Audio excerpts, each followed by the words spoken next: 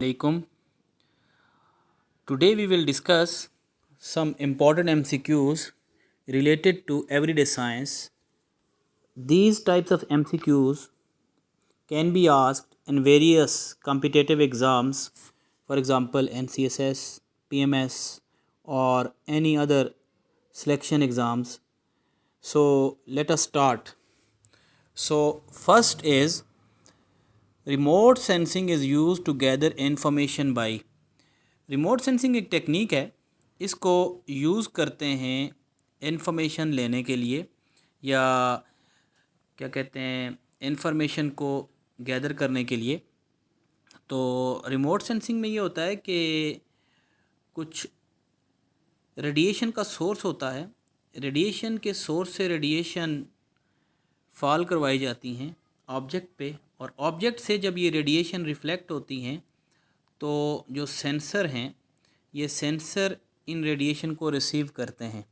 तो हर ऑब्जेक्ट का spectral signature different होता है, तो इस लिहाज से पता लग जाता है कि कौन सा ऑब्जेक्ट होगा।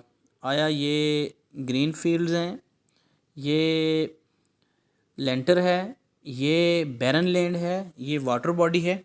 तो सबसे पहले वो कह रहे हैं कि इसमें जो रिमोट सेंसिंग की टेक्निक है इसमें इंफॉर्मेशन कैसे ली जा सकती हैं, by radar, by aircraft, by satellite.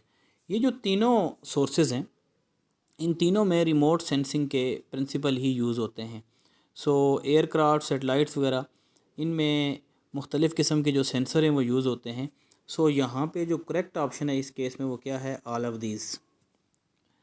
Next MCQ है, ड्यूरिंग कंबस्शन ऑफ पेट्रोलियम और petrol and engine energy used is, यानी कंबस्शन में कौन सी एनर्जी यूज़ होती है, kinetic energy, chemical energy, nuclear energy और बायोकेमिकल एनर्जी। तो इसका जो करेक्ट ऑप्शन है that is chemical energy. Kinetic energy यहाँ यूज़ नहीं होती, न्यूक्लियर एनर्जी यूज़ नहीं होती क्योंकि कोई रेडियो एक्टिव मटीरियल हम इंजन में यूज़ नहीं करते। बायोकेमिकल एनर्जी इसमें यूज़ नहीं होती क्योंकि इसमें कोई कार्बोहाइड्रेट्स, प्रोटीन या लिपिड या वुड हम यूज़ नहीं करते, तो इसमें केमिकल एनर्जी यूज़ होती है। तो इसमें करेक्ट ऑप्शन है बी और बीटा। नेक्स्ट MCQ है, instrument use to measure pressure. Pressure को मेजर करने का इंस्ट्रूमेंट क्या है? ऑप्शन ए है barometer, B anemometer, C viscometer, D manometer. So जो प्रेशर को मेजर करने का इंस्ट्रूमेंट है वो है बैरोमीटर। जो एनीमोमीटर है ये विंड की वेलोसिटी को मेजर करने का इंस्ट्रूमेंट है। विस्कोमीटर विस्कोसिटी ऑफ लिक्विड को मेजर करने का इंस्ट्रूमेंट है, और manometer vapour pressure of a liquid measure करने का इंस्ट्रूमेंट है। Next, cyclones are caused by. Cyclones normally इस तरह होता है कि जब तेज़ बारिश होती है और हवाएं चलती हैं तो जो डायरेक्शन लेस एयर होती है जिसमें तबाही होती है उनको साइक्लोन्स कहते हैं। तो साइक्लोन्स आर काज्ड बाई, तो साइक्लोन्स की वजह क्या है, हीट, लो प्रेशर, ह्यूमिडिटी। तो साइक्लोन की वजह ये तीनों ऑप्शंस हैं, लिहाजा ऑल ऑफ दीज इसमें करेक्ट है। So cyclones are caused by heat, low pressure and humidity. Next MCQ है, antibiotics are used against. Antibiotics हम मार्केट से लेते हैं, एंटीबायोटिक्स की डिफरेंट क्लासेस हैं, तो इनको किस लिए यूज़ करते हैं? वायरसेस, फंगस, बैक्टीरिया और मॉस्किटोस।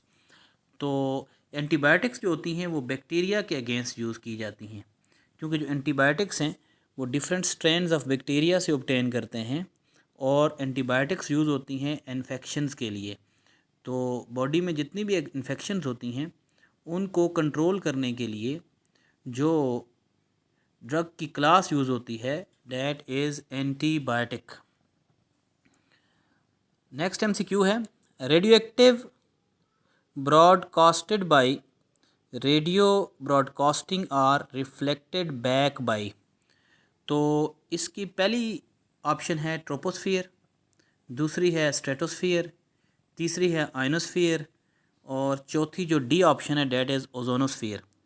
तो इसमें जो करेक्ट ऑप्शन है दैट इज़ आयनोस्फीयर। जो एटमॉस्फेयर है ये बाकी भी एटमॉस्फेयर की लेयर्स हैं, तो जो आयनोस्फीयर्स है इसमें रेडियो वेव्स ब्रॉडकास्टिंग जो है ना यूजुअली रिफ्लेक्ट होती है आयनोस्फीयर्स में।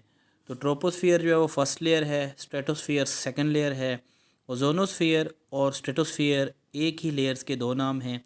और उसके बाद जो नेक्स्ट लेयर होती है उसको मीजोस्फियर कहते हैं, और उसके बाद थर्मोस्फियर। तो थर्मोस्फियर्स के दो पार्ट होते हैं, एक उसका पार्ट होता है एक्सोस्फियर और एक उसका पार्ट होता है आयनोस्फियर्स। तो जो आयनोस्फियर है वो यहाँ पे करेक्ट ऑप्शन है। नेक्स्ट एमसीक्यू है केमिकली एंजाइम्स आर। तो यहाँ पे एंजाइम की केमिकल कंपोजिशन पूछी हुई है। Enzymes are lipids, enzymes are carbohydrates, enzymes are alkaloids, or enzymes are enzymes. Enzymes are delta option enzymes आ गई है, एंजाइम्स नहीं बल्कि यहाँ पे ऑप्शन क्या होगी प्रोटीन्स।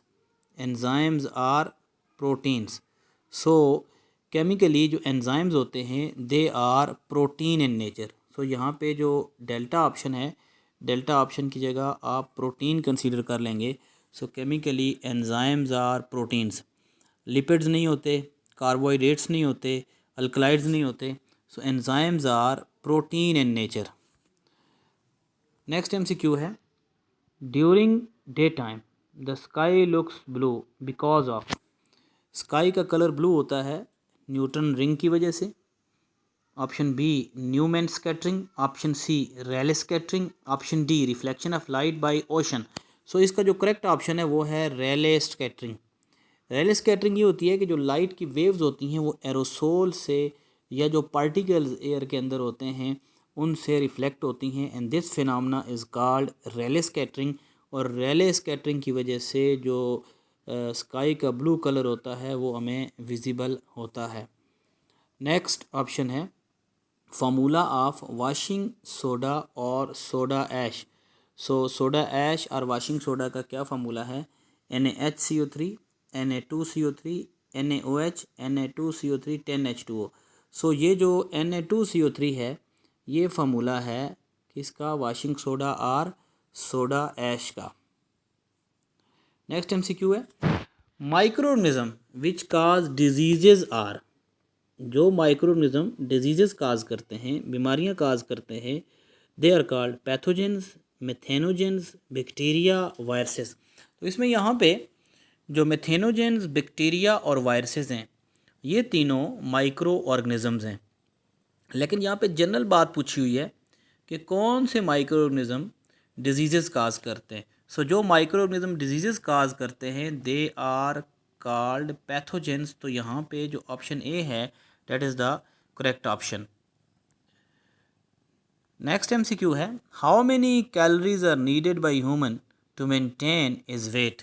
यानी ह्यूमन को बॉडी वेट मेंटेन रखने के लिए कितनी कैलोरीज चाहिए होती हैं? ऑप्शन है 1500, option B 2200, option C 2700 and option D 3000। So यहाँ पे जो करेक्ट ऑप्शन है डेट इज़ 3000। 3000 जो कैलोरीज होती हैं वो ह्यूमन बीइंग को चाहिए होती हैं बॉडी वेट को मेंटेन रखने के लिए।